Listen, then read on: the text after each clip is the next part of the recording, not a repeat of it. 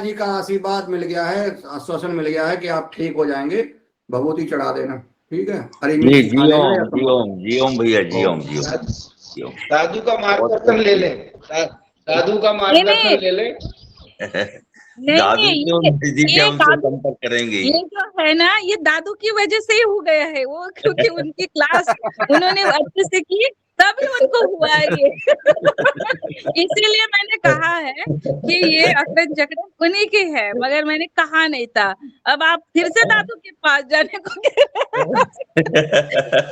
6 दिन दादू ने क्लास ली थी, 6 दिन, और बहुत अच्छे से किया था, उसी का परिणाम है जी। हाँ, जी ये अकड़न जी जकड़न उसी की है, लेकिन क्योंकि एक तो आपके शरीर को आदत नहीं थी और इसीलिए वो हो गया था। कोई बात नहीं, वो लेकिन पहले चेहरा पहले लेकिन चेहरा बहुत चमक रहा है आपका, ऐसा बात नहीं मीना जी, चेहरा तो चमक गया आपका। कुछ भी कहो आप, बहुत सुंदर, भाई सबका ऐसे चेहरा चमकता रहे।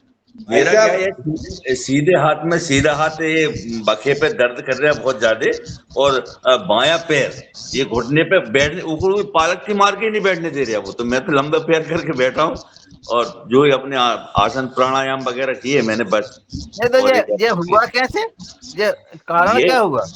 ये कारण ये हुआ मेरा जी, परसों क्या हुआ, वो ट्रैक्टर चला रहे हैं, मैं खेत में, मैंने थोड़ी देर ट्रैक्टर चलाया था, तो किले की दवाई मैंने उल्टे पैर से, बस उसके बाद ही वो हुआ है फिर।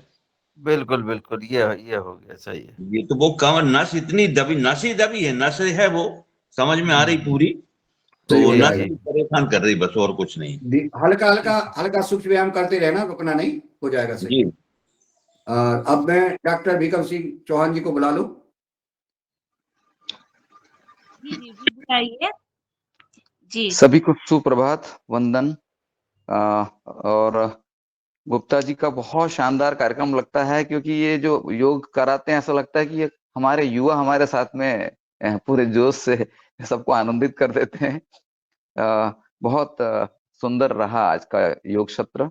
और दूसरे क्रम में हम जैविक खेती और जो देशी बीजों का या जो अन्न बीज का संरक्षण पे जो है, छत्तीसगढ़ से हमारे राजनांदगांव से देवांगन जी जो है, उन्होंने कल काफी अच्छा अपना सत्र रखा, अपना अनुभव साझा किया, और पूरा उसका वैज्ञानिक परिप्रेक्ष्य के साथ में उनके गुणधर्म, उनके जो मेडिसिनल वैल्यू कह लो या न्यूट्रिशन वैल्यू है, उसके हिसाब से तो ये अब हमारी जो मुहिम है जैविक खेती की और बीज संरक्षण की, इसमें एक हमको हीरे मोती की तरह जो है देवांगन जी मिले हुए हैं। और इनका काफी लंबा अनुभव रहा है, और काफी ये देश विदेश कह लो या पूरे भारत भर में अपने बीजों को जो है आदान प्रदान करते हैं, और लोगों को जो इच्छुक है उनको भेजते भी हैं।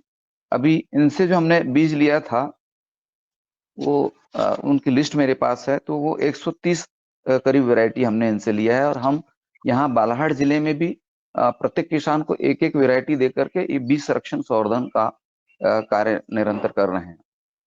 अगर देवांगन जी अगर आ गए होंगे तो कृपया कंटिन्यू। जी जी जी।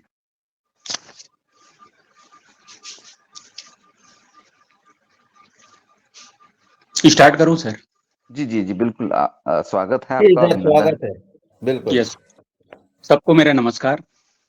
मैं खेमलाल देवांगन, राजनांदगांव छत्तीसगढ़ से हूं, और मैं लगभग 11 वर्षों से जो है जैविक खेती कर रहा हूं, और इसमें मुख्य रूप से देसी धान की जो वैरायटियां हैं और प्राचीन और देसी वैरायटियों के जो गेहूं हैं, उनके संरक्षण, संवर्धन एवं संग्रहण और वितरण में जो है कार्य कर रहा हूं मैं। कल हमारा सत्र हुआ है, जैसा भी जो बातें मुझे समझ में आई मैंने बताया। तो आज अगर मान लो किसी प्रकार का कोई मन में प्रश्न हो, ग्रुप में जो जुड़े हुए लोग हैं, तो पहला सवाल तो मेरा ही था कि ये पूरा जो आप संरक्षण के मुहिम में लगे हुए हैं, तो यहाँ पर यस, हम देखते हैं कि जैविक जो कीट प्रबंधन और जो है उर्वरक प्रबंधन किस ढंग से करते हैं, और कितना व्यवस्थित आप कर पाते हैं, ये जानने की उत्सुकता थी। ये नाइट्रोजन के लिए सर एनपीके जो है मुख्य पोषक तत्व, नाइट्रोजन के लिए हम लोग एमिनो एसिड का प्रयोग करते हैं। एमिनो एसिड आप हैंडमेड तैयार भी कर सकते हैं, और दूसरा तरीका ये है कि आप इसे मार्केट से भी अगर खरीदना चाहें तो मार्केट में भी उपलब्ध हैं। टाटा बाहर के नाम से और एमिनो एसिड के नाम से बहुत सारी कंपनियों का आ चुका है, जो कि मुख्य रूप से आपके सोयाबीन से बनाया जाता है। यदि आप बनाना चाहते हो तो 5 केजी सोयाबीन को आप पानी में भिगा करके रात भर रख दीजिए। इसके बाद में दूसरे दिन मिक्सर ग्राइंडर से उसको अच्छी तरीके से मैश करके, मतलब मिक्सी से पूरा मैश कर दीजिए, और इसके बाद उसे 200 लीटर के ड्रम में पानी लेकर के आप 5 केजी पूरा मैश किए हुए आपके सोयाबीन को उसमें डाल दीजिए और 2-3 दिन तक फर्मेंट होने दीजिए। इसके बाद उसको आप अपनी फसल पर स्प्रे डायरेक्ट कर सकते हैं, उसमें और पानी मिलाने की ज़रूरत नहीं है। तो एमिनो एसिड के उसमें एमिनो एसिड का निर्माण होता है, उसके स्प्रे से फिर आपका जो अमोनिया फार्म जो है, अमोनियम अमोनिया के फार्म में जो है पौधे जो है नाइट्रोजन को ग्रहण करते हैं। इसको आप ज़मीन में भी पानी के साथ में, पलेवा के साथ में आप दे सकते हैं। स्प्रे करेंगे तो ज़्यादा बेस्ट रिजल्ट आएँगे। इसके साथ में आप गाढ़ा गौमूत्र वगैरह भी आप ऐड कर सकते हैं, या फिर कोई बैक्टीरियल कल्चर हो जो कीट सुरक्षा के लिए है, वो भी आप ऐड कर सकते हैं।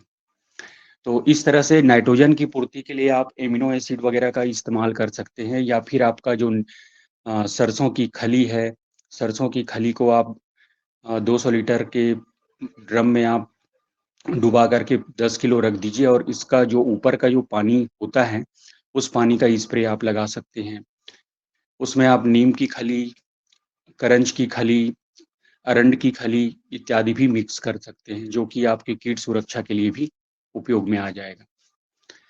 और फास्फोरस के लिए हमारे क्षेत्र में बायोप्रोम के नाम से मिलता है, PROM, phosphorus rich organic manure, जो कि राक फास्फेट से तैयार होता है। तो ये मेरे क्षेत्र में जो है बहुत आसानी से मेरे फ्रेंड के द्वारा ही बनाया जा रहा है, तो आसानी से मिल जाता है मुझे बायोप्रोम।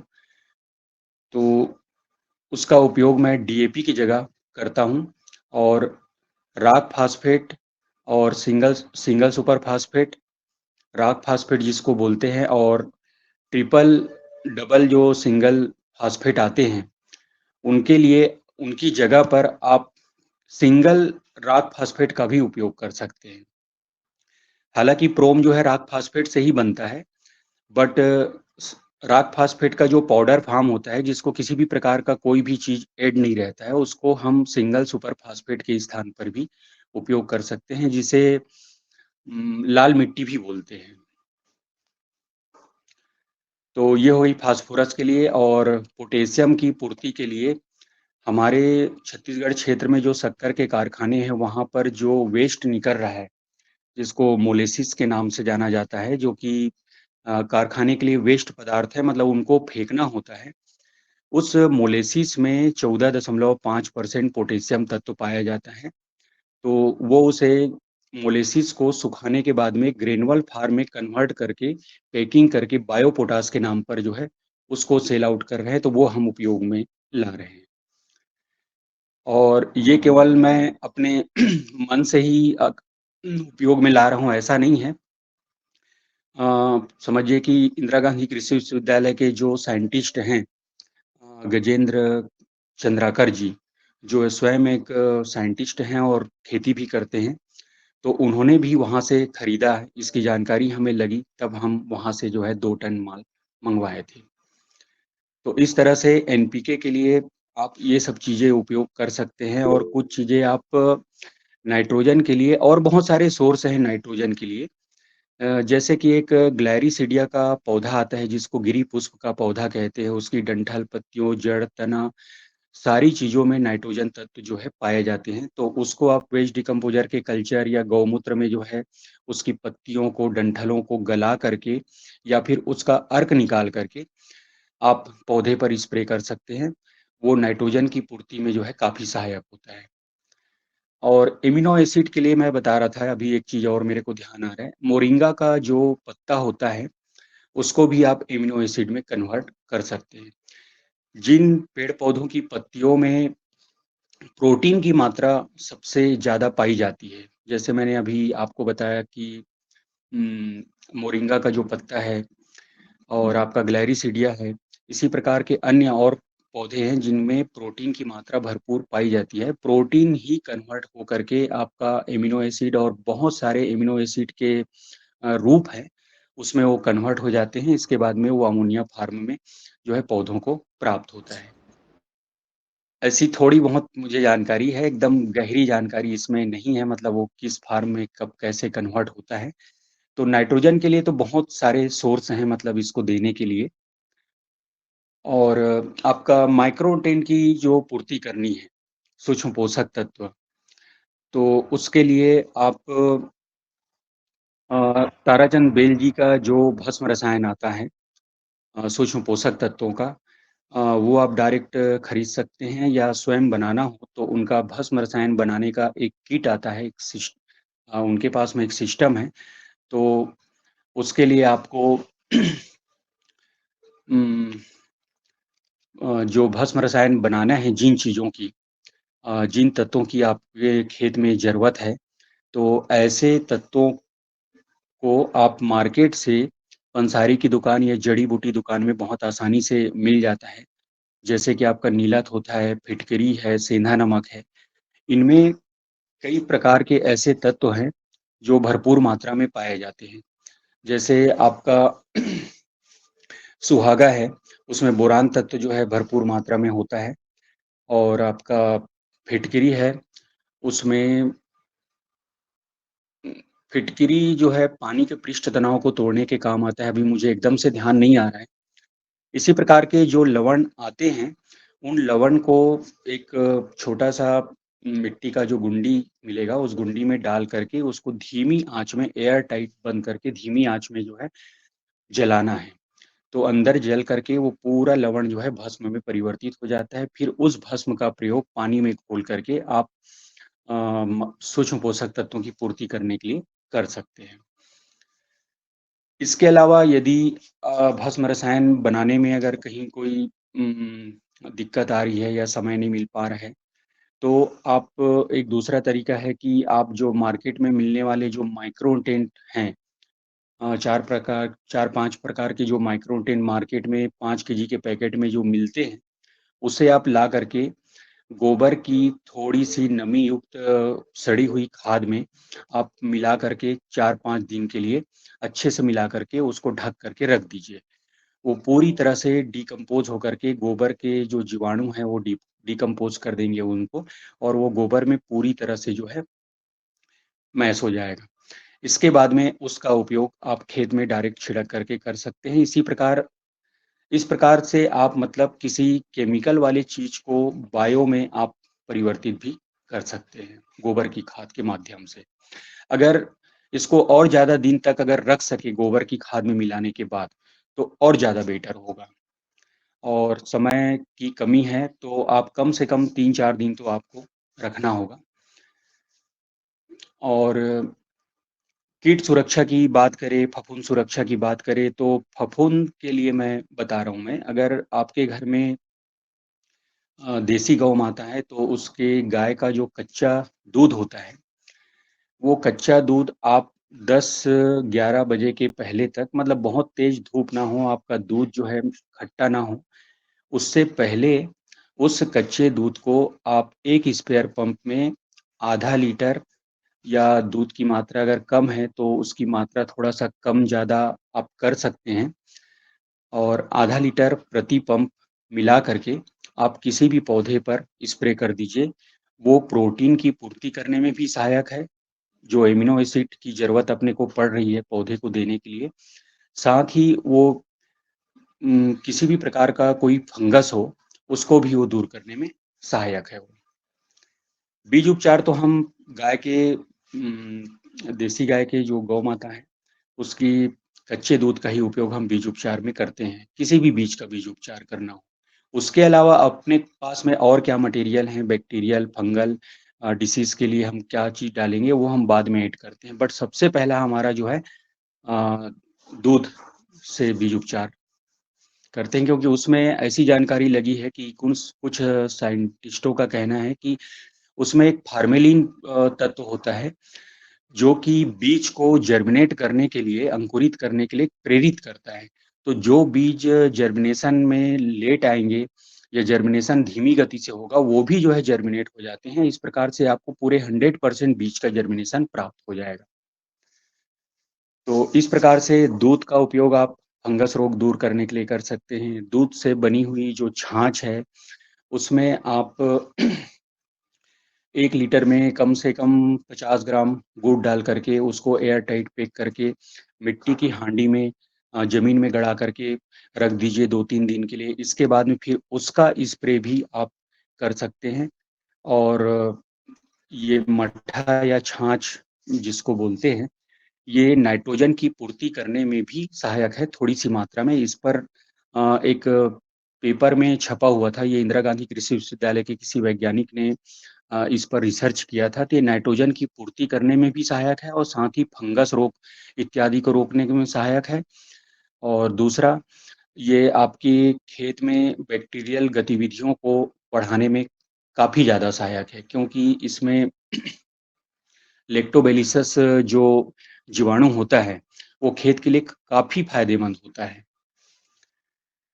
तो फंगस रोग के लिए आप इस प्रकार की दवाइयों का इस्तेमाल कर सकते हैं। और कीट सुरक्षा की बात अगर हम करें, तो 10 पर्णी अर्क, 5 पर्णी अर्क तो ये सब आप जानते ही होंगे, जो हमारी देसी गौ माता जो जिन पेड़-पौधों की पत्तियों को नहीं खाती हैं, ऐसे पेड़-पौधों की पत्तियों को इकट्ठा करके, कुचल करके उसका अर्क निकाल करके आप स्प्रे कर सकते हैं, जिसमें खास रूप से आपका नीम का पत्ता होना अति अनिवार्य है।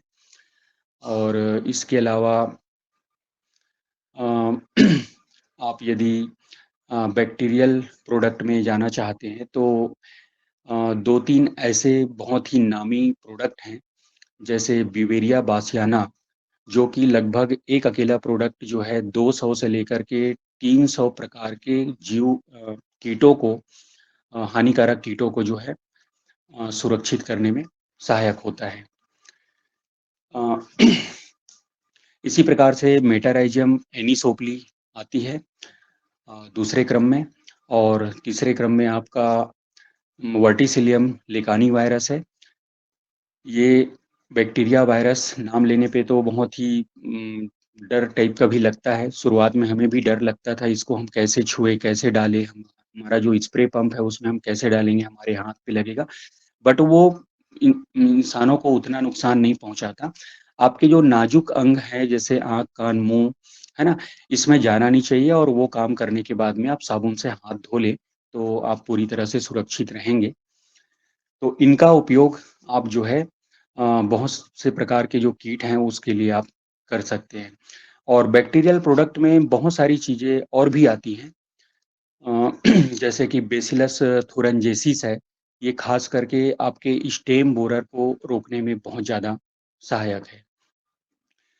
अच्छा, कुछ किसान इसको ये जो बैक्टीरियल चीज़ है उसको केमिकल दवाइयों के साथ मिक्स करके भी स्प्रे लगाते हैं, क्योंकि ये जो केमिकल दवाई और बायो फर्टिलाइज़र बनाने वाली कंपनी है, वो इनका ऐसा कहना है, इन लोगों से चर्चा होते रहती है, तो आप केमिकल और बायो ये दोनों का कॉम्बिनेशन बना करके आप स्प्रे करें, तो केमिकल वाला जो स्प्रे है वो बहुत जल्दी क्या करेगा, पौधे में जो भी फंगस या कीट जनित रोग आए हुए हैं उसको कंट्रोल कर देगा। इसके बाद में आपका जो बैक्टीरियल प्रोडक्ट है या फंगल प्रोडक्ट है, फंगस या बैक्टीरिया कीटों से संबंधित रोगों को रोकने के लिए जो आप बैक्टीरिया या फंगस मिला रहे हैं, वो जो है धीमी गति से काम करेंगे और लंबे टाइम तक आपके फसल को कवर करके रखेंगे, ऐसा कह रहे हैं। बट मैं ऐसा नहीं करता, मैं तो केमिकल मिलाता ही नहीं, मिलाने का प्रश्न ही नहीं उठता जब हम ऑर्गेनिक कर रहे हैं तो। लेकिन ऐसा भी लोग करते हैं, ये बता रहा हूँ।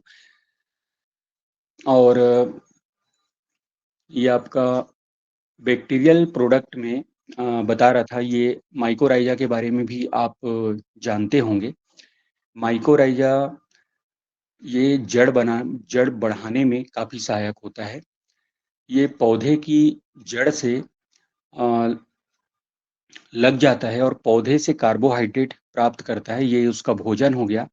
और जड़ की तरह ही ये आगे की ओर ज़मीन के अंदर तक आगे बढ़ते जाती है। भोजन पौधे की जड़ से प्राप्त करता है और इसके बाद में ये जड़ की तरह ही आगे ज़मीन में अंदर की तरफ जो है जाते जाती है और वहाँ ज़मीन में जहाँ पर पेड़-पौधे की जड़ नहीं पहुँच पाती, ऐसे जगह तक ये पहुँच जाती है और वहाँ पर जो सूक्ष्म पोषक तत्व पड़े हुए हैं, उनको भी वो उठा करके पौधे के जड़ तक के लाने का काम करती है। ये माइकोराइज़ा का काम है जो कि आपके आप इसे भी हैंडमेड तैयार कर सकते हैं। आप ताराचंद बेल जी का वीडियो देख सकते हैं। अन्य द्रव्य रसायन जो बनाते हैं वो बहुत ही कारगर है और इसके अलावा मार्केट में माइकोराइज़ा वेम के नाम से या अन्य और नाम से भी मिलती है। इसका उपयोग आप कर सकते हैं जो कि पौधे के ग्रोथ के लिए, पौधे के जड़ के विकास के लिए काफ़ी सहायक है। और बैक्टीरियल प्रोडक्ट में तो और भी हैं। अब इसमें कुछ चीज़ें अपन ऐड कर सकते हैं, जैसे हम यदि मान लो हमारी फसल पे यदि कीट जनित रोग है और फंगस जनित रोग भी है, दोनों रोग हमको दिखाई दे रहे हैं। तो हम कीटों के लिए ये जो बिवेरिया बासियाना है, मेटाराइज़म एनिसोप्ली है, वर्टिसिलियम लेकानी है ना? बेसिलस थुरनजेसिस इत्यादि जो बैक्टीरिया हैं, इनके साथ में हम नीम ऑयल या करंज ऑयल या इसी प्रकार के जो कड़वे ऑयल हैं, उनको भी इनके साथ में ऐड करके हम स्प्रे में दे सकते हैं। नीम ऑयल तो अनिवार्य रूप से चाहे आप केमिकल फार्मिंग करें, चाहे ऑर्गेनिक फार्मिंग करें, नीम ऑयल तो आपका हर एक प्रोडक्ट में कंपल्सरी होना चाहिए, क्योंकि ये अंडों को पूरी तरह से डिस्पोज कर देता है ये। आपकी दवाई तो जो काम करेगी, करेगी ही, कीट पर पड़ेंगे या फंगस रोग पर पड़ेंगे तो, लेकिन कीट जो अंडे दिए होते हैं, उस अंडों को वो पूरी तरह से समाप्त कर देता है नीम ऑयल। तो नीम ऑयल का उपयोग तो फार्मिंग चाहे आपकी जैसी भी हो, वो बिल्कुल कंपल्सरी आपके स्प्रे में होना चाहिए। तो ये कीट और फंगस रोग रोकने के लिए मैंने कुछ चीज़ें बताई हैं। इसके अलावा और भी चीज़ें हैं, आपका लहसुन, प्याज, अदरक, मिर्च इत्यादि से भी उसका पेस्ट बना करके उसको 2-3 दिन तक फर्मेंट होने के लिए रख दीजिए और इसके बाद में उसका स्प्रे करके भी आप कंट्रोल कर सकते हैं। मार्केट में जो चीज़ें बहुत सस्ती मिल रही हैं, उन चीज़ों को इकट्ठा करके सही टाइमिंग पर मतलब इकट्ठा करके आप उसको फर्मेंट करके कंटेनर में भरकर भी आप बहुत दिनों तक सुरक्षित रख सकते हैं। एयर टाइट बंद रहना चाहिए, नहीं तो फिर उसमें कीड़े वगैरह लगने की संभावना बनी रहती है। और मुझे ध्यान नहीं आ रहा है और क्या बताऊँ?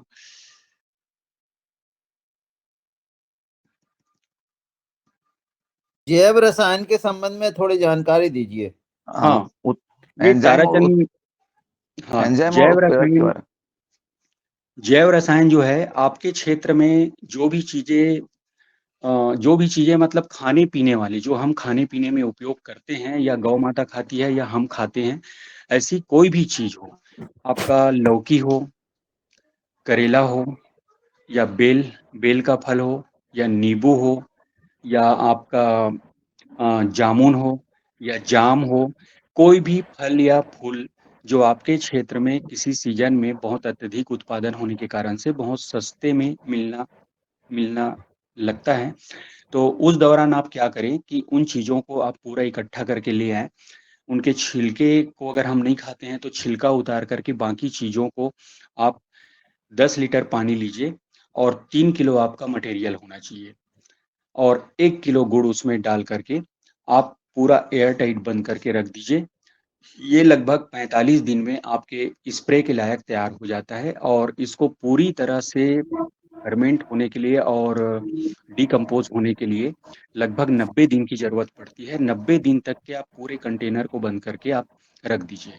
लेकिन स्टार्टिंग में आपको कंटेनर में ये ध्यान रखना होगा कि उसमें गैस बनती है, तो आपको ढक्कन को इस तरह से स्लिप करके पीछे की ओर घुमाना है जिससे कि अंदर जो गैस बनी हुई है वो निकल जाए, बट बाहर की जो हवा है वो अंदर ना जाने पाए। इस प्रकार से आपको 15-20 दिन तक के थोड़ा सा ध्यान रखना पड़ेगा पूरे कंटेनर।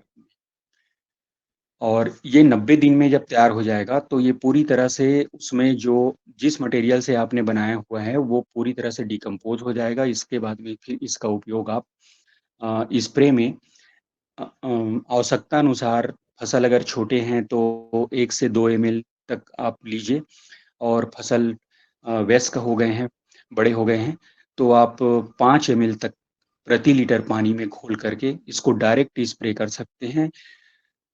विक्ष आयुर्वेद का एक सिद्धांत है सुगंधिम पुष्टिवर्धनम, तो ऐसे सुगंध वाली जितनी चीजें आप अपने पेड़ पौधों पर, फसल पर इस्तेमाल करेंगे तो उनमें सुगंध, स्वाद भी काफी बढ़ेंगे। तो आप जैव रसायन किसी भी चीज से तैयार कर सकते हैं, ऐसी कोई बाध्यता नहीं है। बट अक्सर जैव रसायन वैसे खट्टे, मीठे, कड़वे, कसैले इत्यादि ही होते हैं। तो इन जैव रसायनों का उपयोग आप बनाने का काम अलग-अलग कीजिए, बट उपयोग करते समय आप सारे जैव रसायन को एक साथ मिक्स करके भी आप स्प्रे कर सकते हैं। बस इस बात का ध्यान रखिएगा, मात्रा ज़्यादा नहीं होना चाहिए। यदि आप बहुत सारे जैव रसायन मिक्स कर रहे हैं, तो मैंने बताया यदि आप सिंगल जैव रसायन उपयोग कर रहे हैं तो मैक्सिमम मात्रा जो है 5 ml प्रति लीटर पानी में घोलकर कीजिए, और 3, 4, 5 अगर जैव रसायन यदि मिक्स कर रहे हैं तो सबको 2-2 ml आप ले सकते हैं, प्रति लीटर पानी में मिक्स करके आप स्प्रे लगा सकते हैं। और इसके अलावा पंचगव्य भी आप बना सकते हैं, यूट्यूब पर भी बहुत सारे वीडियो डले हुए हैं। आपका आपके घर में यदि देसी गौ माता है तो उसके दूध, दही, घी, छाछ इत्यादि से आप पंचगव्य बना करके कम से कम फसल में 2 बार, और नहीं तो कम से कम 1 बार लास्ट में, मतलब जैसे हम धान की खेती, गेहूं की खेती करते हैं सामान्यतः, तो उसमें फ्रूटिंग, फ्लावरिंग हो जाने के बाद में जब फ्रूट सेट हो जाता है, मतलब पेनिकल निकल जाती है, धान की बालियां निकल जाती है, गेहूं की बालियां निकल जाती है, और उसमें जो पराग कण है वो झड़ जाते हैं। परागण की प्रक्रिया मतलब पूरी कंप्लीट हो जाती है। इसके बाद आप जैव रसायन है या किसी भी प्रकार का पंचगव्य से बना हुआ प्रोडक्ट, छाछ है, दूध है, या आपने छाछ, दूध, दही, घी, छाछ, गोबर इत्यादि से अपने पंचगव्य बनाया हुआ है तो उसका स्प्रे आप जरूर लगा दीजिए लास्ट में। वो टॉक्सिसिटी को, अगर किसी प्रकार से आपकी फसल में टॉक्सिक चीज आया हुआ होगा तो उसको भी वो पूरी तरह से क्या है, खत्म कर देगा, पंचगव्य पर बना हुआ प्रोडक्ट जो है। अगर सिंगल प्रोडक्ट है जैसे गौमूत्र है तो केवल गौमूत्र का भी आप इस्तेमाल कर सकते हैं, दूध है तो दूध का इस्तेमाल कर सकते हैं, छाछ है तो छाछ का इस्तेमाल कर सकते हैं। यदि इन सब चीजों को मिला करके आप पंचगव्य बना लेते हैं तो और बेटर हो जाएगा ये। और सर इसके अलावा और किसी चीज पर अगर कोई क्वेश्चन हो तो थोड़ा बताइए। तो सर उस जैसे पर आपने अभी जो शक्कर से जो चीज निकलती है उसका उपयोग बताया, तो जैसे हमारे पास शक्कर के कारखाने नहीं है, पर यस, यदि लोग गुड़ बनाते हैं तो गुड़ से जो राब निकलती है उसका उपयोग भी किया जा सकता है क्या सर? जैसे बिल्कुल वो बिल्कुल। जी, राख, तो चूल्हे की जो राख है नहीं उसमें नहीं, राख नहीं, राब, मतलब जो वो जो छान छान के वो फेस आता है नहीं, और वो फेस फेंकते हैं गुड़ का, उसकी साड़ी बात साड़ी कर रहा हूँ बोलते सर मैं। हाँ, तो उसी राब ही तो निकलता है सर ये सब शक्कर कारखाने में, जो उनके लिए वेस्ट होता है ना। मरी तो मरी या साड़ी बोलते हैं उसको, मरी मरी या साड़ी, जी मरी। जी अच्छा, जी हमारे क्षेत्र में इसको क्या मोलेसिस बोलते हैं।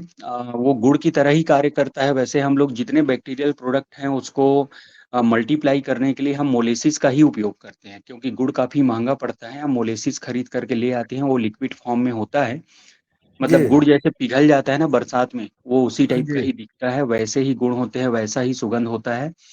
और हम उसको गुड़ की तुलना में कम मात्रा में डाल करके मल्टीप्लाई करते हैं। मतलब ये गुड़ अगर किसी मटेरियल में हमको 1 किलो डालना होता है तो यहाँ पर हमको आधा या पौन किलो डालने पर ही ये मल्टीप्लाई हो जाते हैं बैक्टीरिया।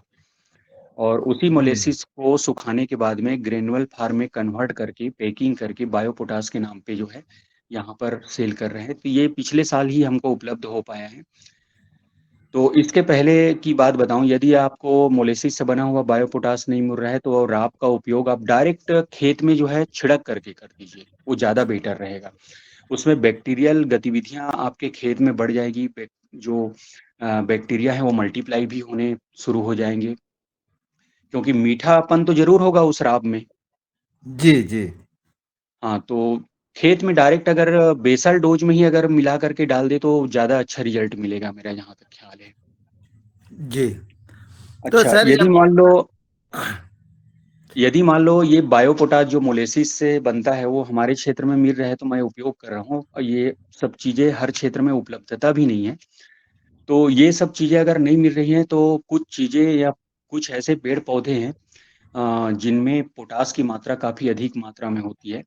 जैसे बेल है, बेल का जो आप जैव रसायन बनाएंगे, हालांकि वो मीठा जैव रसायन बनेगा, बट उसमें पोटेशियम तत्व की जो मात्रा है वो भरपूर पाई जाती है।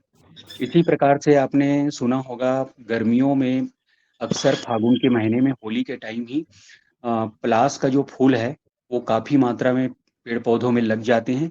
उन फूलों को इकट्ठा करके उसको डीकम्पोज करके या फिर उसका अर्क निकाल कर भी आप पोटेशियम तत्व की पूर्ति कर सकते हैं। उसमें काफी मात्रा में पोटास होता है। मतलब उसका भी आप जैव रसायन बनाना है तो जैव रसायन बना ले, या फिर उसका अर्क निकाल ले, या फिर वेस्ट डिकम्पोजर या गौमूत्र में जो है उसको डीकम्पोज होने के लिए आप रख दीजिए। थोड़े 10-15 दिन के बाद में डीकम्पोज हो जाएंगे, फिर उसका उपयोग आप कर सकते हैं। प्लास के फूल की बात कर रहा हूँ मैं। और सर कोई जैसे आपने बेल का जो बताया, तो क्या इसके पके फल होना चाहिए या कच्चे फलों का भी बना सकते हैं?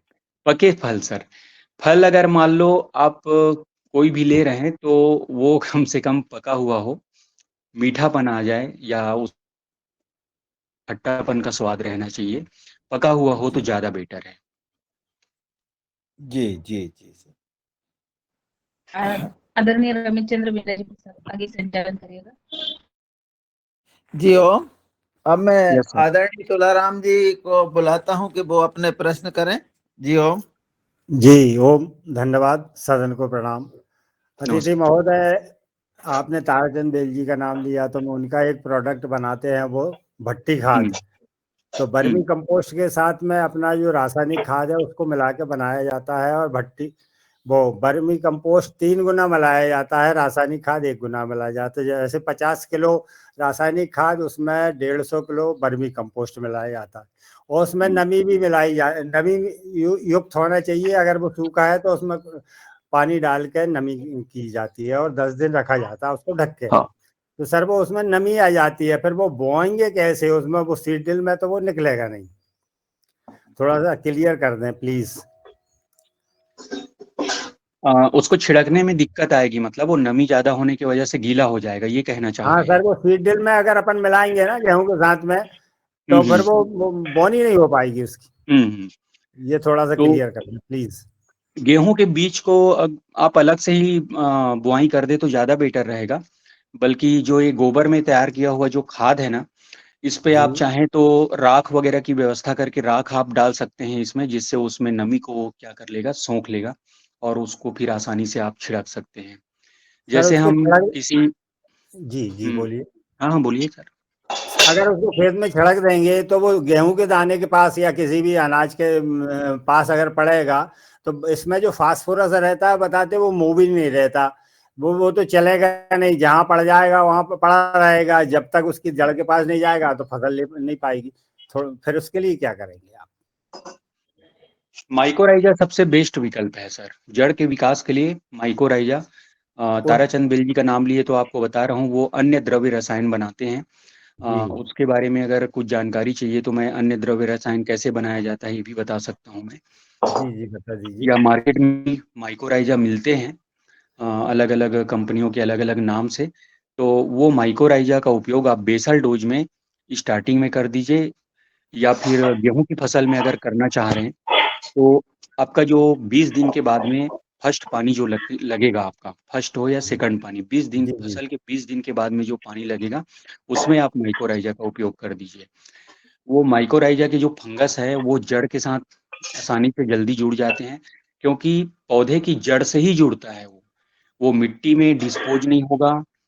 उसको भोजन चाहिए, उसके लिए पौधे की जड़ ढूंढता है और जड़ से वो कार्बोहाइड्रेट अपना भोजन प्राप्त करता है। और पौधे के लिए जो पोषक तत्व है वो मिट्टी में इधर उधर कहीं पड़े हुए हैं, उन पोषक तत्व को उठा करके पौधे को पहुंचाता है। जी बेल जी साहब, वो चावल और गुड़ से बनाते हैं। भूषण जी, आप अपना माइक बंद करिए।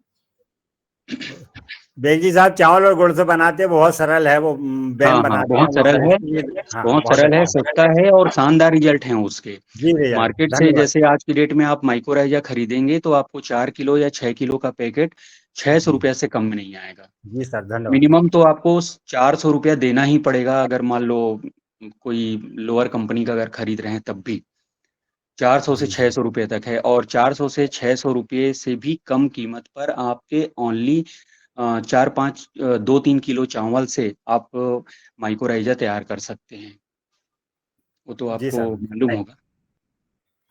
जी धन्यवाद सर।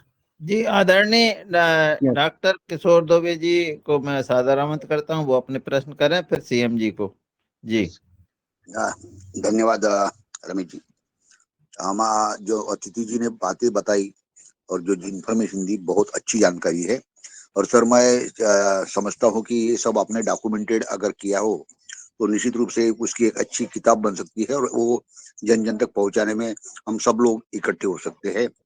आप बायोप्रोम की जो बात बोल रहे थे, तो बायोप्रोम कैसे बनाया जा सकता है, या आपके मित्र के द्वारा जो आप परचेस करते हो, तो उसके बारे में थोड़ी स्पष्टता कीजिए। धन्यवाद।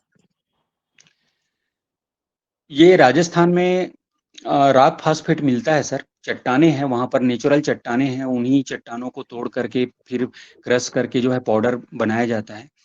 और उसी रॉक फास्फेट के चट्टान से ही अपना सिंगल सुपर फास्फेट और डबल और ट्रिपल फास्फेट जो आता है वो उसी से ही बन करके आता है। लेकिन उसमें जो फास्फोरस की मात्रा है वो कम ज़्यादा रहती है, किसी में 7% रहता है, किसी में 18%, 16% ऐसा रहता है।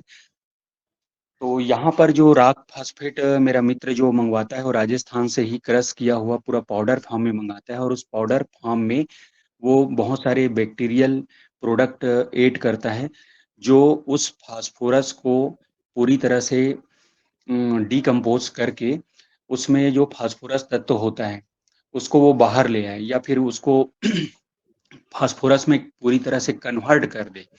उसके लिए वो PSB culture, phosphorus solubilising bacteria add करता है, और इसके बाद में उसको ग्रेनुअल फॉर्म में कन्वर्ट करके वो पैकिंग करके देता है। लगभग आपके सागर में जो है आकाश चौरसिया जी के पास से आपको मिल जाएगा सर प्रोम। आप सागर से हैं सर? Hello sir. डॉक्टर साहब, हाँ सर, नागपुर से हैं आप? नागपुर। मैं तो नागपुर से हूँ। मैं अच्छा, बायोप्रोम आपने जो मुझे एड्रेस दिया है तो सागर का दिया हुआ है, तो मैं आपको सागर के लिए बता रहा हूँ। मैं सागर में आकाश चौरसिया जी के पास में प्रोम जीवे पे मिल जाएगा। जी सर, मैं इसलिए पूछ रहा था कि बायोप्रोम की परसों ही मैं एक फैक्ट्री देख के आया, बायोप्रोम। तो उसमें गोबर से बायोप्रोम बनाया जाता है। यस, उससे भी हाँ, बनते हैं। तो वो जर्मन टेक्नोलॉजी है। तो बहुत दिन से मेरी मंशा थी, तो परसों गया था मैं और वो देख के आया। तो उसमें गोबर का पानी अलग निकाला जाता है और उसका जो सॉलिड पार्ट है वो सॉलिड पार्ट में सिंगल सुपर फास्फेट मिलाया जाता है और मिक्स करके फिर उसके ग्रैन्यूल्स बना के वो जो बनाया जाता है उसको बायोप्रोम बोलते हैं। तो मैं चाह रहा था, उसमें तो बहुत सारी मशीनरी और ये तकनीकी पार्ट है। मैं समझ रहा था कि जैसे आपने बहुत सिंप्लीफाइड फार्म बताया कि भाई उस तरह से बायोप्रोम बनता है, तो मैं समझ रहा था कि ऐसा ही कोई छोटा टेक्निक जो नहीं, सिंप्लीफाइड रूप इसको में आप भी अपने फार्म पर, इसको ना आप भी अपने फार्म पर बना सकते हैं सर। यूट्यूब पर जो है ना एक राहुल जवान करके है, वो रिटायरमेंट, सेना से रिटायरमेंट होने के बाद में एग्रीकल्चर क्षेत्र में जो है किस प्रकार से मतलब जैविक खेती करना है या फिर हम केमिकल को जैविक में किस प्रकार से कन्वर्ट करेंगे, वो सब चीज़ें वो ज्ञान दे रहे हैं और बहुत अच्छा ज्ञान है उनका। तो उनके वीडियो को फॉलो करके आप किस प्रकार से हम रासायनिक चीज़ों को जैविक में कन्वर्ट कर सकते हैं गोबर की खाद के माध्यम से। तो उसका वीडियो आप फॉलो कर सकते हैं और देख सकते हैं। बहुत अच्छा मतलब जानकारी दे रहे हैं। तो सर उसका वीडियो या उनकी लिंक वगैरह है तो थोड़ा आप हाँ, हाँ। हमको भेज देंगे आप तो हम राहुल जवान ही यूट्यूब पर जाकर के सर्च करेंगे तो उनके सारे वीडियो आ जाएँगे। जी राहुल सर, जवान। धन्यवाद। और केले वगैरह की कोई खेती अगर करना चाह रहे होंगे तो सर, तो आप लोग को शायद मतलब बहुत स्टार्टिंग है ऐसा लग रहा है मतलब मेरे को जान करके। तो केले वगैरह की कोई अगर खेती करते होंगे, तो G9 केला पर बलराम किसान यूपी से हैं एमपी से हैं वो। एक बलराम किसान हैं, G9 केले पर उनका बहुत अच्छा रिसर्च है। एक फार्मर ही हैं वो भी, लेकिन G9 केले का उत्पादन किस प्रकार से कैसे लेना है, कितने डिस्टेंस पर पौधे लगाने हैं, लाइन से लाइन की दूरी कितनी होनी चाहिए, पौधे से पौधे की दूरी कितनी होनी चाहिए, उन्होंने जो रिसर्च किया हुआ है, वो एकदम परफेक्ट बैठ रहा है, उत्पादन भी तगड़ा मिल रहा है। और आप जहाँ तक समझता हूँ मार्केट में जो आप केला खा रहे हैं, वो G9 केला ही सबसे ज़्यादा जो है खा रहे हैं। इन पर उनका बहुत अच्छा मतलब रिसर्च है सर। जी जी जी। तो अब मैं आदरणीय उनके वीडियो भी आप फॉलो कर सकते हैं यूट्यूब पर। जी, मैं आदरणीय सीएम सर को सादर आमंत्रित करता हूं, वो अपने प्रश्न करें। हम्म। जी ओम, सदन को प्रणाम। मैं सर ये जानना चाहता हूँ कि जो ये 3 प्रकार के जैव रसायन हैं, खट्टा जैव रसायन है, हम्म। कड़वा जैव रसायन है और मीठा जैव रसायन, हम्म। इसका खेत में कब-कब प्रयोग करें, ये थोड़ा-सा मुझको कन्फ्यूजन हो रहा है, तो आप ज़रा बता दें तो काफ़ी सुविधा होगी। ओम। कैसा प्रयोग करें ऐसा पूछ रहे हैं क्या सर? जैसे मान लीजिए गेहूँ में ही स्टेज प्रयोग वाइज करना है। पूछ रहे हैं सर, किस स्टेज में हमें प्रयोग करना है। हम्म। ये अक्सर सर स्टार्टिंग में आप तो प्रयोग नहीं कर पाएंगे, क्योंकि आप जैव रसायन बनाने के लिए जब रखे होंगे तो उसको भी 3 महीने का समय लगता है कंप्लीट तैयार होने में। तो इसको जैव रसायन का प्रयोग अधिकतर जो मीठे, खट्टे, कड़वे, कसैले जो जैव रसायन हैं, इनका प्रयोग फ्लावरिंग फ्रूटिंग, किसी भी फसल में फ्लावरिंग फ्रूटिंग के आप जस्ट पहले एवं फ्लावरिंग फ्रूटिंग और फ्रूट सेट हो जाता है उसके जस्ट बाद कम से कम 2 बार अवश्य करें। और आपका जो कड़वा जैव रसायन है, कसैला और जो आपका छाछ से बना हुआ जो जैव रसायन है, इसका प्रयोग आप स्टार्टिंग से कर सकते हैं। जब भी आप स्प्रे लगाते हैं तो उसके साथ में आप कंटिन्यू मिक्स कर सकते हैं। जैसे मैंने अभी बताया कि केमिकल फार्मिंग करने वाले नीम ऑयल का प्रयोग बिल्कुल कंपल्सरी कर दें। कोई भी दवाई डालना हो तो उसमें आप नीम ऑयल ऐड कर दें। नीम ऑयल कोई भी स्टिगर मिलाने पर वो आसानी से पूरी तरह से जो है घुल जाता है पानी में। तो उसके साथ में आप कोई भी दवाई ऐड करके आप स्प्रे कर दीजिए। आपकी दवाई जो आप डाल रहे हैं वो तो काम करेगा ही, साथ ही ये नीम ऑयल का जो असर है वो लंबे समय तक बना रहेगा और पौधे को भी कड़वापन लाने के कारण से उसमें कीट वगैरह की जो समस्या है वो आपको कम देखने को मिलेगी। स्टार्टिंग से अगर आप प्रयोग कर रहे हैं ना सर, तो आपको कीट वगैरह से डरने की ज़रूरत ही नहीं पड़ती। सर ये मैं 3 महीना इसको रखा था और 3 यस। महीने के बाद इसको खोला हूँ और साल भर हो गया है। तो अभी रखा हुआ है तो हम कहे 2-200 लीटर बना के रखे हैं। तो पानी के अच्छा। साथ भी चलाया और कुछ स्प्रे भी किया। पेड़ों पर कुछ जैसे अमरूद है उसके अंदर सर काला-काला अमरूद के अंदर पता नहीं कीड़ा कैसे घुस जाते हैं, समझ में नहीं आता है। तो इसलिए हम सोचे कि ज़रा-सा इसका ज्ञान है। अमरूद के अंदर मतलब फल के अंदर जो है फंगस लग गया है ना? कालापन आ गया है, ऐसा कहना चाह रहे हैं ना आप? जी, जी, जी सर। जी सर। तो फल मक्खी हो सकता है, फल मक्खी हो सकता हाँ, है। फल मक्खी भी हो सकता है। अब इसको स्पेशली थोड़ा-सा बता पाना संभव नहीं होगा मेरे लिए, क्योंकि फल वगैरह की फार्मिंग मैं करता नहीं हूँ। बट जैसे आप फ़ोटो वगैरह शेयर करेंगे ना, तो हम थोड़ा गूगल में या इधर-उधर सर्च करके हम जानकारी निकालते हैं। बट ये फंगस रोग है, ये तो क्लियर है, जो अंदर से ही लग रही है। या फल मक्खी ने डंक लगाया होगा तो उसके कारण से भी फल में जो है फंगस रोग लग जाता है अंदर। तो खट्टा जैव रसायन का प्रयोग कर सकते हैं उस पर? कि कड़वा जैव रसायन करें? उसमें कड़वे का ही करना पड़ेगा। अगर अच्छा फल मक्खी का होगा तो कड़वे का करना पड़ेगा। ठीक है, नीम का तेल और मिला के ना सर? क्या बोल रहे थे सर? नीम का तेल मिला लें उसमें, उसके बाद इसको डाल। हाँ, नीम का तेल तो मैं कंपल्सरी बोलता हूँ सर। आप किसी भी स्प्रे में इस्तेमाल कर रहे हैं तो नीम का तेल आप स्टार्टिंग से 1 ml प्रति लीटर पानी में 1 ml की मात्रा जो है आप डालते रहें। फसल बड़ी होती चली जाती है, वयस्क होते हैं, तो उसकी मात्रा जो है 2 ml 3 ml 2 ml वैसे सबसे सफिशिएंट रहता है। अगर किसी प्रकार का कोई कीट पतंगे वगैरह फसल में आपको दिख रहे हैं, तब आप नीम ऑयल की मात्रा को बढ़ाएं, अन्यथा उसको बढ़ाने की जरूरत नहीं है, क्योंकि आप कंटिन्यू स्टार्टिंग से ही नीम ऑयल ऐड कर रहे हैं किसी भी स्प्रे में, तो आपको फसल में कीट पतंगे वगैरह दिखाई देने का सवाल ही नहीं होता, बहुत कम मात्रा में रहेंगे। और जी सर, कीट ये पतंगों जो के बारे में भी कच्चा थोड़ा सा मैं बता देता हूँ सर, वो भी हमारे प्रकृति के अंग हैं, है ना? उनको भी भगवान ने जगह दिया हुआ है, तो वो तो एक अपने समय में पैदा होंगे, अपनी आयु पूरा करेंगे और खत्म भी हो जाएंगे। तो जैविक में कहा जाए कि इस बात का आपको थोड़ा ध्यान रखना पड़ेगा। यदि कीट पतंगे हो गए हैं तो आपको बहुत ज़्यादा परेशान होकर के विभिन्न प्रकार की दवाइयों का या जैव रसायन का ही उपयोग या नीम ऑयल का उपयोग एकदम बहुत ज़्यादा नहीं करना है, क्योंकि वो भी प्रकृति के अंग हैं। वो कुछ समय के लिए आते हैं, उसके बाद में फिर उनका जीवन समाप्त होने के बाद में, जीवन चक्र पूर्ण होने के बाद में वो चले जाते हैं। अगर आपकी फसल को ऐसा लगता है कि 2% से ज़्यादा नुकसान ये कर रहे हैं, तभी आप दवाइयों का प्रयोग करें। रासायनिक खेती में भी ऐसा करना चाहिए, बट आज की डेट में वैसा नहीं हो रहा है। मतलब थोड़े भी कीट पतंगे दिख रहे हैं तो दवाई ला रहे हैं और सीधा-सीधा जो है छिड़काव कर दे रहे हैं।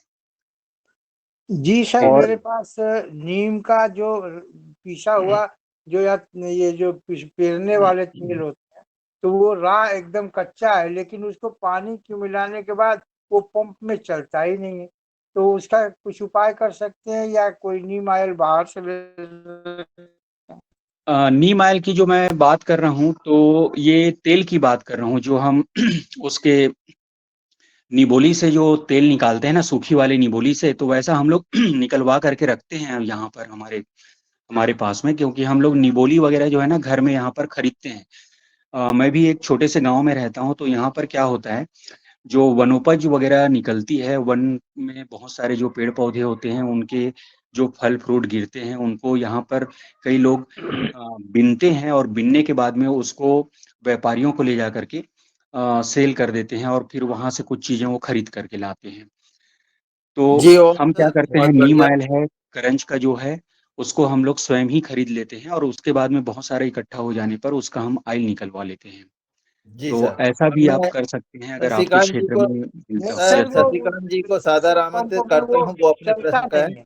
सीएम जी, थोड़ा जी प्रश्न को संक्षिप्त करें, दूसरे लोगों को मौका मिले, नहीं है सर, ना? वो स्प्रे पंप में वो फंस जाता है, यही पूछना चाह रहे जी सर उसको ना आपको छानना पड़ेगा। हैं। वो अच्छा पंप में बार बार फंस जा रहे हैं ना, तो आपको सूती कपड़े से छानना पड़ेगा। एक बार छानने के बाद अगर मान लो वो सही ढंग से पंप नहीं चल पा रहा है, तो आपको 2 बार 3 बार छानना पड़ेगा। जी धन्यवाद सर। जी सर जी। उसका जी और कोई दूसरा विकल्प है ही नहीं। आदरणीय शशिकांत जी, आप आए और अपना प्रश्न करें। जी, सादर प्रणाम। मेरा 2 क्वेश्चन है। एक सफेद फफूंदी टाइप का लगता है पेड़ों में, उसका क्या जैविक निदान है? दूसरा, धान की जो आपके पास वैरायटी है, धान और गेहूं की, इनमें मैं जानना चाहता हूँ 2-3 सबसे अच्छी वैरायटी जो हम अपन खाने के लिए उपयोग कर सकते हैं, बताने का कष्ट करें।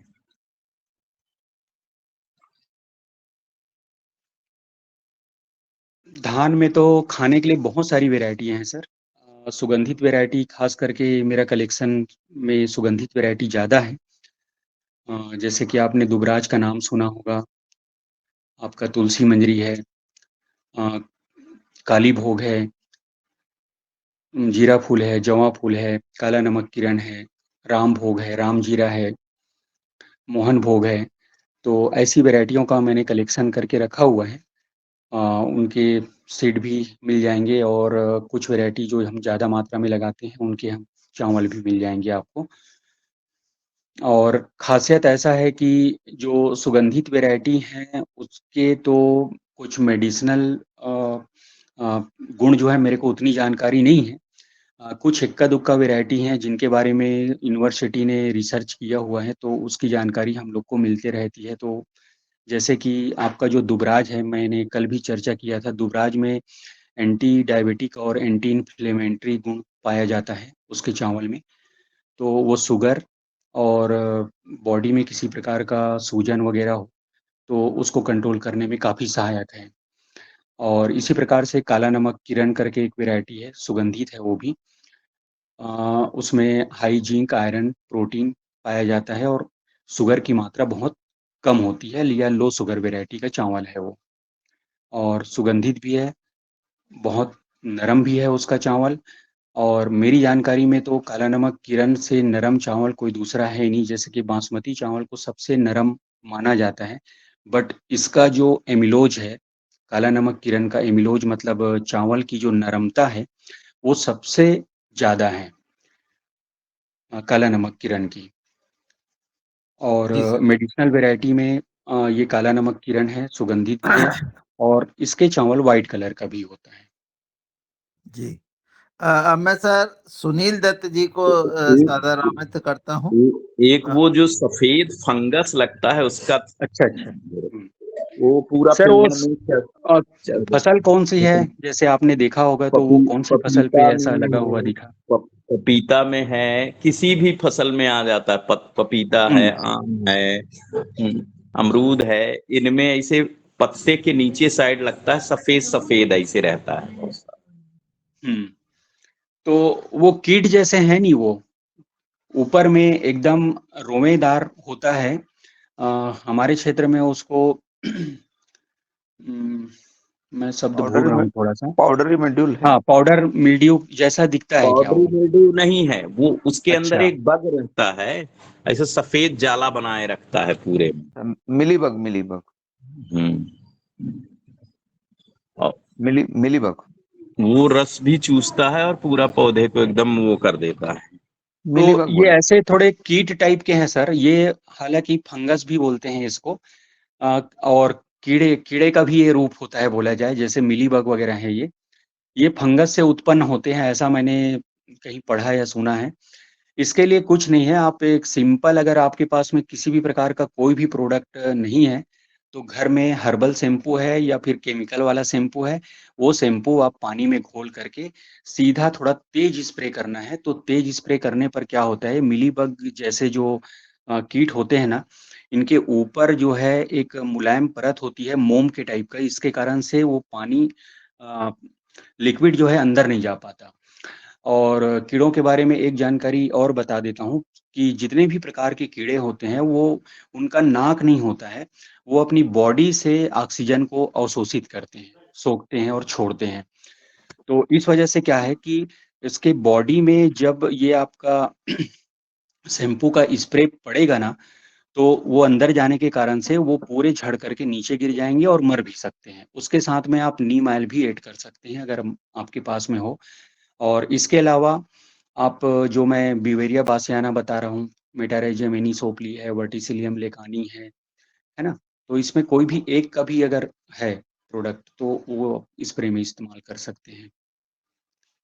या दूसरा आपका नीम, अदरक और लहसुन का जो पेस्ट बना करके उसका निकाल करके वो भी ऐड करके आप कर सकते हैं। सिंगल भी कर सकते हैं, ऐड भी कर सकते हैं। सुनील दत्त जी। जी, मैं ये जानना चाह रहा था कि अपने पास जो गेहूं की वेराइटीज हैं, यस। उन गेहूं की वैरायटी की कुछ डिटेल ऐसी बताएंगे जो मेडिसिनल प्रॉपर्टीज उसकी अच्छी हों और खाने में बहुत अच्छा हो। यस, बता ये शरबती गेहूं, जैसे सामान्यतः लोग शरबती गेहूं को जो है पसंद करते हैं, और आजकल तो खैर मार्केट में इतने प्रकार के जो है गेहूं आ चुके हैं कि उसके संबंध में उसका क्या गुणधर्म है इसके संबंध में बता पाना संभव नहीं है। मैं जैसे कि देसी बंसी गेहूं लगाता हूं सर, तो शरबती गेहूं की तुलना में ये लाख गुना बेहतर गेहूं होता है। इसमें एकदम नॉमिनल लो शुगर है इस गेहूं में, और इसका आटा पीलापन लिए हुए आता है। और आपको, जैसे हम मल्टीग्रेन आटा मार्केट से खरीदते हैं या अपने घर में आटा निकलवाने के पहले ज्वार, बाजरा, मक्का, चना इत्यादि मिला करके मल्टीग्रेन बनाने का प्रयास करते हैं हम, तो इस गेहूं के आटे में आपको ऑलरेडी मल्टीग्रेन आटे का स्वाद मिलेगा। ये खासियत है देसी बंसी गेहूं में। और ये गाल ब्लेडर को रोकने में भी सहायक है। मैं एक पोस्ट ढूंढ रहा हूँ मोबाइल पे, फिर बताता हूँ। इसी गेहूं की उपज कितनी होती है मतलब सामान्यतः? देखिए मेरे यहाँ तो उपज बहुत कम है सर। छत्तीसगढ़ में एटमॉस्फेयर मतलब टेम्परेचर बहुत जल्दी 15 जनवरी के बाद में बढ़ जाता है, इसके कारण से यहाँ पर उत्पादन कम है। बट जो उत्पादन वाले क्षेत्र हैं, जैसे आपका एमपी है, हरियाणा है, पंजाब है, उत्तर प्रदेश है, ऐसे जगह में जहाँ पर गेहूं की खेती वहाँ उस क्षेत्र में होती है और उत्पादन अच्छा आता है, ऐसे जगह में आप लेंगे तो लगभग 10 से 15 क्विंटल तक का आप प्रति एकड़ उत्पादन ले सकते हैं। मेरे यहाँ तो मुश्किल से 7 क्विंटल 6 क्विंटल, मौसम अगर बहुत अच्छा साथ दिया तो मैक्सिमम 10 क्विंटल तक ही पहुंच पाता है प्रति एकड़।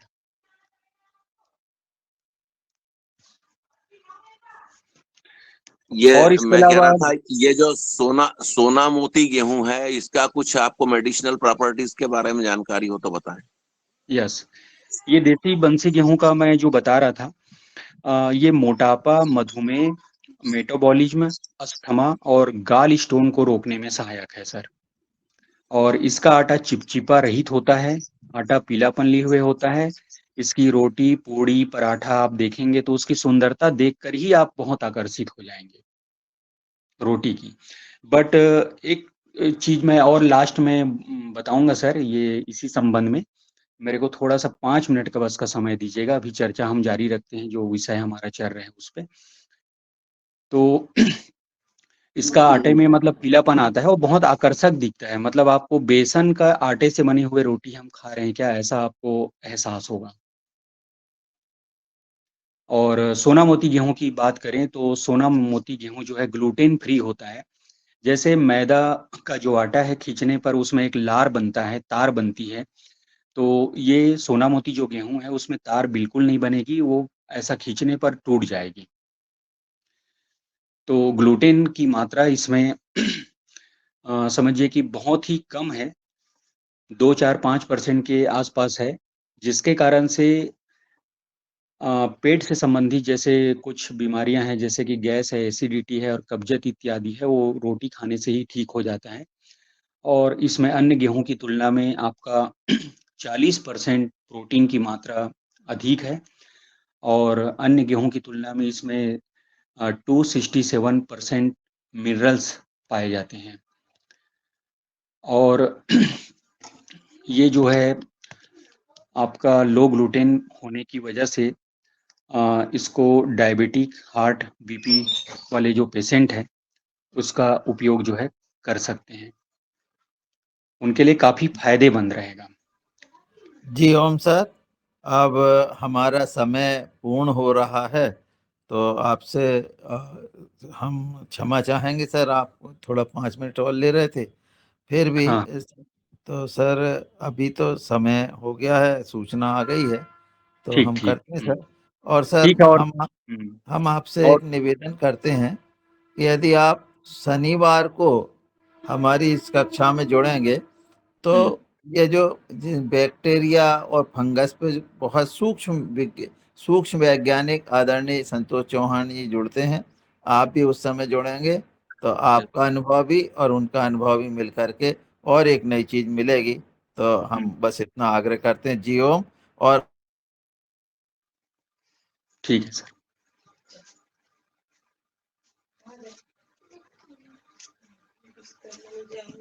आभार ज्ञापित कर दे। नहीं सर, नहीं लगेगा, बस आप